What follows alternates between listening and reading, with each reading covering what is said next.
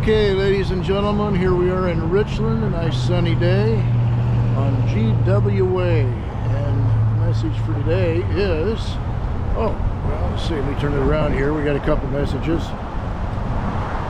From the river to the sea, Jesus can set you free. Now, a lot of people think this Muslim problem is something new, but it's not. America has been dealing with the Muslim problem since the very foundation of our country. We had pirates, Muslim pirates, that were invading our merchant ships in the Mediterranean, and we actually had to send a guy, Captain Bainbridge, on a ship over there to pay them tribute to get one of our ships back. Well, they raised the ante, and by the time he got there, he didn't have enough money, so he actually had to take a load of slaves to Istanbul for the final payment. So when he got back to America, America decided to build a navy. That's what that was all about. And then taking it back a little further in history, in the year 711, Muslims invaded Spain, which was called Iberia back in those days. And it took until 1492, when Columbus sailed the ocean blue, to drive the bloody Muslims out of Spain. Ferdinand and Isabella, they put together an army and they run them out. And the sad part about that is, in the middle of that mix was a lot of Jews were caught up in it too, because the Jews and the Muslims had one thing in common. They didn't believe that Jesus is the Son of God. So they could unite on that. And then there were a lot of Christians, or supposed Christians, in Spain that believed a lot like the Jehovah's Witnesses today. They were Arians. They were caught up in the Arian heresy, which didn't believe in the Trinity. They believed that Jesus was a created being. So therefore, when the Catholic Church, Ferdinand and Isabella, would confront them about their Christian theology, they wouldn't recite, or they wouldn't accept the Trinity because of that. They believe there's only one God. Well, the Trinity, it's almost ridiculous. The people that think the Trinity is three gods, it's pure nonsense. I mean, I am one person, but I'm made up of three parts: spirit, soul, and body.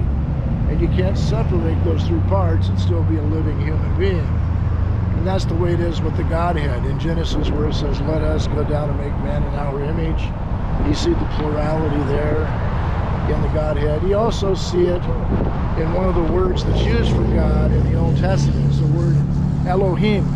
It's a plural word.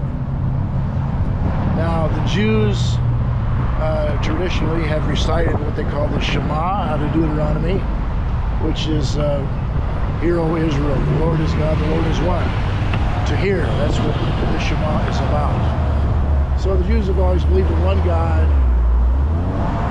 and Jesus didn't change anything. You know, he didn't deny that, and the apostles didn't change anything. They all believed in one God.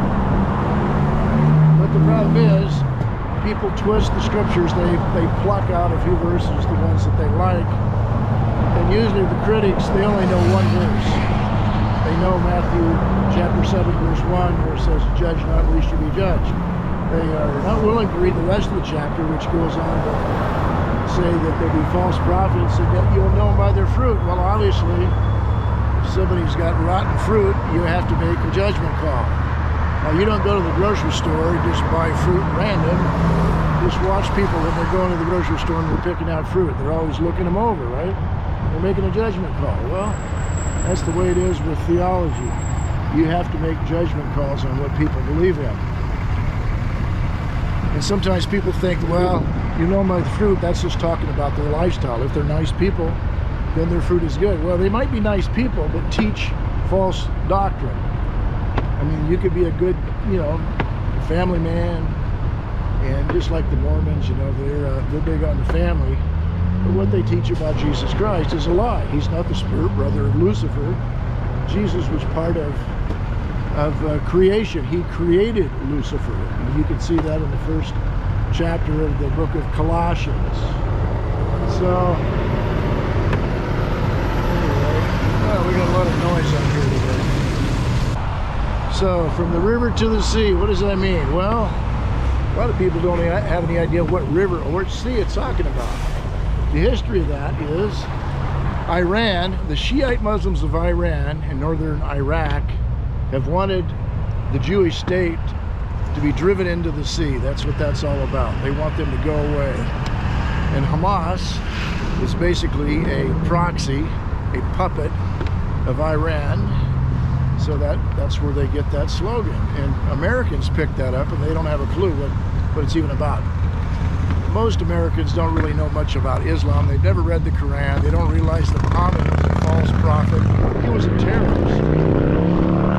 He killed the Jews of Yathrib at Khaybar and married a 6-year-old girl, consummated the marriage at 9. What a pervert.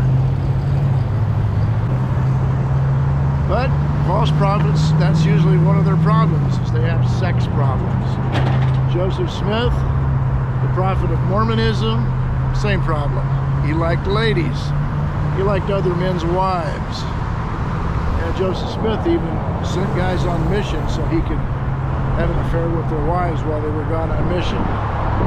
Devious character.